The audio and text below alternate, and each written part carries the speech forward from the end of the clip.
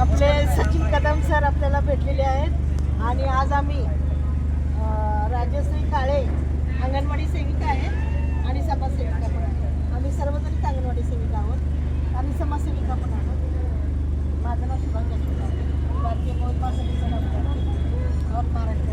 त्याचबरोबर अंगणवाडी सेविका संघटना आहे, सांगली मिरज शहराध्यक्ष आहे आणि अनेक इतर संघटनेचे माझा सहभाग आहे.